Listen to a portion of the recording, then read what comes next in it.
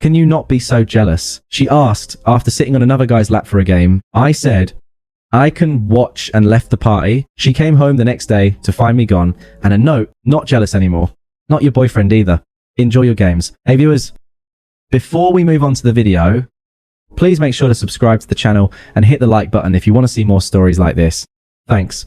My name's Alex, and I met Sarah back in our senior year of college. She was this vibrant, outgoing type, always the life of the party with a laugh that could light up a room. I was more the steady, reliable one, studying engineering while working part-time to pay my way. We clicked right away. She said, I grounded her, made her feel safe in a world that felt chaotic. I felt hard. And for the first few years, it was good. Really good. After graduation, things got real. Sarah struggled to land a steady job in marketing. She'd get these short gigs, but nothing stuck. I was the one holding it down. Got an entry-level position at a tech firm, paying most of the rent on our tiny apartment while she job hunted. I didn't mind. That's what you do for someone you love, right? There were nights she'd come home frustrated, crying about another rejection. And I'd tell her she was talented, and it turned around. I even turned down a promotion that would have meant relocating because she finally got an interview in our city. You're so sweet for staying, she'd say, kissing me like I was her hero. But looking back, maybe that was the first crack. I was always the one sacrificing, bending my life around hers. As time went on, Sarah did land a job at a creative agency. It was entry level, but she thrived there, networking like crazy. That's when the red flags started popping up. Subtle at first. She'd go out for work, drinks that turned into late nights, coming home buzzed and giggling about some funny story from a coworker. I'd ask casually who was there, and she'd roll her eyes. God, Alex, not this again. It's just networking. You need to trust me more. I'd back off, telling myself I was being paranoid. After all, my last relationship ended because of my ex's actual cheating. So maybe I had trust issues. But then there were the social media posts. Pictures from these outings, her arm around some guy's shoulder, captioned with inside jokes, harmless fun. She'd say, when I brought it up, you're reading too much into it. Lighten up. But one guy kept showing up in those stories. Mike, he was a senior at her agency. The kind of dude who oozed charisma, flashy clothes, always telling wild tales about his weekends. Sarah swore he was just a friend, someone who got the creative side of things. He's like a big brother. She'd insist, but I catch her texting him late at night, laughing at his memes while we watch TV. When I'd mention, it felt off. She'd flip it back on me. Why are you so insecure? It's not like I'm hiding anything. If you can't handle me having guy friends, that's on you. I'd swallow it, not wanting to be that guy. Deep down though, it nodded at me. I was pouring everything into us, cooking dinners after long days, planning weekend getaways to keep the spark alive. And she was treating my concerns like they were annoying speed bumps. Things escalated slowly, like a pot simmering. Sarah started prioritizing these networking events over our plans. One time we had tickets to a concert I'd saved up for, but she bailed last minute for a team building happy hour, came home at 2:00 a.m., reeking of beer, and brushed off my frustration. It was important for my career. Alex, you want me to succeed, don't you? Yeah, I did, but I also wanted to feel like I mattered. I'd lie awake those nights staring at the ceiling, wondering if I was overreacting or if something was truly off. Friends would say, she's just extroverted, man. Don't sweat it. So, I try not to pushing down the doubt, but the disrespect built up, little comments about how I was too serious or not adventurous enough. It made me question myself. Was I boring? Was I holding her back? Cut to the night, everything blew up. A mutual friend's house party. It was one of those casual gatherings. Maybe 20 people, music blasting, drinks flowing. Sarah was excited. Mike was going to be there, along with some other work folks. I wasn't thrilled, but I went along to support her. We arrived together, and at first it was fine. We mingled, laughed with old friends, but as the night wore on and the alcohol kicked in, Sarah gravitated toward Mike's group. They were playing these dumb party games, truth or dare, never have I ever, that kind of thing. I hung back, nursing a beer, chatting with a buddy about work. Then it happened. They started this lap sitting challenge or whatever. Some silly rule where if you lost a round, you had to sit on someone's lap for the next one. Sarah lost on purpose, it seemed, and plopped right down on Mike's lap. wrapping her arms around his neck while everyone cheered. She was laughing hysterically, her head thrown back, and Mike's hands were on her waist, pulling her closer. The room went fuzzy for me. It wasn't just jealousy, it was the public humiliation. The way she didn't even glance my way to see if I was okay. Friends shot me awkward. Looks like they knew it was crossing a line. I stood there, heart pounding, feeling like an idiot forever, thinking this was normal. That's when she noticed me staring and pulled me aside into the kitchen. Still giggling a bit. "Can you not be so jealous?" she asked, her voice laced with annoyance, like I was the one ruining the vibe. She crossed her arms, tilting her head as if she was explaining something obvious to a child. "It's just a game, Alex. Mike's like a brother. To me, everyone's laughing. Why do you have to make it weird? You're embarrassing us both with that look on your face." I stood there, the hum of the party muffled through the door, feeling the weight of her words sink in. Us? Like she was more concerned about how it looked to Mike and her work friends than how it felt to me. I kept my voice steady, even though my chest tightened. "I'm not making it weird, Sarah. But if sitting on another guy's lap is your idea of a game, then yeah, it feels off." We've talked about this stuff before. She rolled her eyes, letting out an exaggerated sigh. "Oh my god. Here we go. Again with the boundaries talk. It's harmless fun. Mike and I are just goofing around. You're always so uptight about everything. If you can't handle a little playfulness at a party, maybe that's your problem. Remember last month at the bar, you got all quiet when I danced with that group. Same vibe. It's like you don't trust me at all. Trust isn't the issue," I said calmly, though inside I was replaying every time she dismissed me like this. "It's respect. You know, that bothers me. And you did it anyway, right in front of everyone. How would you feel if I did the same with one of your friends?" She laughed, a sharp, dismissive sound that cut deeper than I expected. "Please, Alex, if you sat on some girl's lap, I'd probably cheer you on. Lighten up. Life's too short to be so possessive." Mike gets it. He's adventurous, spontaneous. That's why these games are fun. You're reading way too much into it because of your trust issues from your ex. I mean, call me on. It's not like I kissed him or anything. You're overreacting as usual. Her words twisted like a knife, turning my valid concern into some flaw in me while painting Mike as this exciting alternative. I could see the smugness in her eyes, like she knew she had the upper hand, because I wasn't the type to cause a scene. The party noise swelled as someone opened the door briefly, and I caught a glimpse of Mike out there, grinning with the group, probably waiting for it to come back. I took a breath, keeping my tone even. "Okay, Sarah, if that's how you see it, fine. I cannot be jealous. Watch." She furrowed her brow like she wasn't sure if I was joking. "What does that even mean? Are you seriously mad over this?" "Fine. I'll stop the game if it's such a big deal, but you're killing the mood for everyone." "No need," I replied, already turning toward the door. "Enjoy the party. I'll head out." Wait.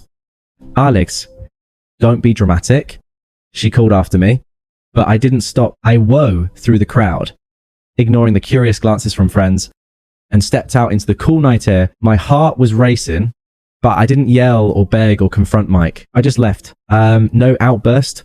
No pleading for her to choose me. It was like a switch flip. I was done being the backup plan in my own relationship. The drive home was a blur. I kept replaying the scene, her on his lap, his hands on her laughing it off like I was the unreasonable one. By the time I got back to our apartment, the confusion had hardened into resolve. She didn't come home that night. Sent a quick text around 1:00 a.m.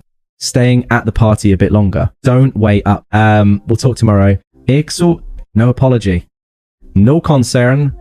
Just more dismissal. I didn't sleep much. Instead, I started packing not everything, just my essentials. Clothes, laptop, a few books. The rest could wait. I wasn't going to drag this out into some messy fight. By morning, I loaded my car and sat down to write the note. Kept it simple, on a sticky note stuck to the fridge. "Not jealous anymore. Not your boyfriend either. Enjoy your games." I left my key on the counter and drove to a buddy's place across town. Blocked her number temporarily, not out of spite, but to give myself space. The silence hit hard at first. I'd sacrificed so much.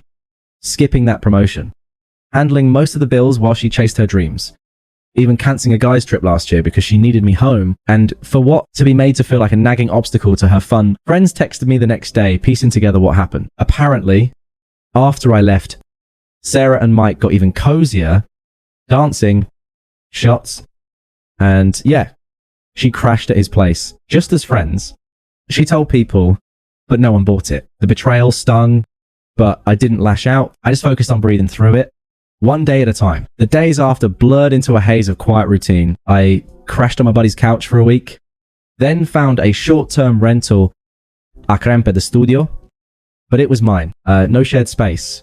No waiting for her to come home late. At first, the silence was deafening. I'd wake up reaching for my phone, half expecting a text from her, then remember I'd unblocked her, but set notifications to mute. The confusion lingered. Had I overreacted? Was I really the insecure one she'd painted me to be? I'd scroll through old photos, us on that weekend hike. I'd planned all the time. I surprised her with tickets to her favorite band and feel the unfairness like a weight. I'd given up pieces of myself to make us work, and she treated it like a game. Work became my anchor. I'd buried myself in projects at the tech firm, finally pursuing that promotion. I'd passed on before my boss noticed the extra hours. The focus. You've got fire in you lately. Alex, he said one day. It felt good, reclaiming control. I hit the gym to something I'd slacked on while prioritizing her schedule. Started reading books on boundaries and self-respect. Journaling the mess in my head. No dramatic revenge plots. Just steady steps forward. Friends checked in. Some sharing updates I didn't ask for. Sarah was posting party pics online, captioning them with vague empowerment quotes like, living my best life. It hurt, but I didn't engage. A couple weeks in, the karma started trickling. Mutual friends mentioned Mike wasn't the charmer. He seemed rumors at her agency about him hitting on multiple co-workers, including during work events. Sarah brushed it off publicly, but privately, cracks showed she lost a big project at work. Turns out the affair, or whatever it was, got messy when another colleague found out, leading to office drama. Her boss pulled her aside. Professionalism concerns. Friends who sided with her at first started distancing. One told me she's acting like nothing happened, but it's obvious she's spiraling a bit. I didn't gloat or seek details. Let it unfold. Months passed. 3 to be exact. And I settled into my new rhythm, landed that promotion, which came with a raise and remote flexibility, moved to a better apartment. Started dating casually, but nothing serious yet. The confusion faded in its place. Clarity. I dodged a bullet. Her disrespect wasn't a one-off. It was a pattern I'd ignored too long. By then, her unraveling picked up speed. Mike dumped her after a few weeks of fun, admitting he was seeing someone else from the office. She got transferred to a different department to avoid the fallout, but it tanked her networking circle. Bills piled up without my half. She had to dip into savings. Isolation set in. Friends who cheered her freedom now saw the hypocrisy, especially after hearing my side quietly shared. One night, a buddy forwarded a screenshot, her venting in a group chat about being broke and alone, blaming bad luck. It was satisfying in a quiet way, but I didn't dwell. Life was moving forward without her input. That's when the desperate attempts started rolling in. It was about a month after I'd left, right as her work drama was heating up. At first, it was texts. Sporadic at first. Then a flood. I'd unblocked her by then, figuring I could handle it without reacting. The initial ones were casual, like she was testing the waters. Hey, Alex, hope you're doing okay. That note was harsh, but I get why you're upset. It was just a dumb game at the party. Nothing happened with Mike, I swear. Can we talk? I missed our talks. I didn't respond. What was there to say? She'd made her choice clear. A few days later, the tone shifted to apologetic with a hint of manipulation. Alex, please answer. I know I messed up. Sitting on his lap was stupid, but you know how I get when I'm drinking. It's not like we hooked up or anything. You're blowing this out of proportion because of your jealousy issues. Remember how we always work through stuff? Let's grab coffee and fix this. Still, nothing for me. That's when her friends and family got involved. Toxic as hell. Just like the plan had warned, her best friend, Lisa, who'd been at the party and laughed along, texted me out of nowhere. Dude, Sarah's a wreck. You're being childish, ghosting her like this. She deserves a chance to explain. Man up and talk to her. Then her mum called, left a voicemail guilting me about how I'd abandoned Sarah during her tough time at work, as if I owed them anything after the humiliation. By the 2-month mark, Sarah's messages turned more frantic. Voicemails now, her voice cracking a bit. Alex, pick up. Mike was a mistake. He's seeing someone else already and work's falling apart because of the rumors. I got demoted. Okay. Happy now. I need you. We were good together. You always knew how to calm me down. Please, just call back. I can't do this alone. I listened but it didn't move me. Her need felt like code for wanting her safety net back. The anger crept in after another week of silence. For me, a string of texts one night. How dare you ignore me like this after everything I put up with your boring routines? Your constant nagging about trust. Fine. Bebetu. But you're gonna regret this when I'm back on my feet. Mike was right. You're too insecure for anyone. That one almost made me laugh. Mike, right? The guy who'd used her and bounced. It revealed her true colors. Lashing out when she couldn't control the narrative. Her family doubled down. Her sister emailed me, all unpleasant and demanding Sarah's family, and you're treating her like trash. She made one mistake. Get over yourself and take her back before she really moves on. As if threats would work, the peak came around month 3. A surprise visit to my new apartment. I'd just gotten home from the gym when there was banging on the door. Opened it to find her standing there. Eyes red. Makeup smudged. Looking desperate. Alex. Thank God. Let me in. We need to talk, she said, pushing past me before I could respond. She paced the living room, glancing around like she was assessing my new life. This place is nice, but it's not us. Look, I've changed. That night was stupid. I was drunk, feeling trapped in our routine. Mike meant nothing. He dumped me like I was yesterday's news. Work's a nightmare now. Everyone's whispering about the affair. I'm broke, isolated. Friends ditched me after hearing your side. Please, let's try again. Remember our good times. The hikes, the concerts. I need you back. I stayed calm, lean against the counter, arms crossed. No inviting her to sit. No offering water. Saro, there's nothing to try. You chose your games. She stepped closer, voice rising. Shows you left over. Nothing. If you just loosened up, none of this would have happened. You're punishing me for one slip up. I deserve better than this cold shoulder. Deserve. I echoed, mirroring her old logic without heat. You said I was too uptight, too jealous. Turns out I just had standards. And now you're here because your choices blew up. But that's not my problem anymore. She teared up, switching to pleading. Alex, don't be like this. I love you always half. Give us another shot. I'll cut out the parties, the flirting, whatever you want. I shook my head firm. No, I'm done. She snapped. Then anger flashing. Fine. Right here alone. You'll never find someone like me. She stormed out, slamming the door. That was her true self. Entitled, volatile when cornered. The final nail came at our mutual friend Jake's wedding, 5 months post-breakup. It was a garden ceremony. Elegant and low-key, I'd RSVP'd. Yes, knowing she might be there, but I wasn't hiding. Showed up with Emily, a woman I'd met through work, smart, respectful, no games. We were hitting it off, nothing forced. Sarah spotted me during the reception, weaving through tables to corner us.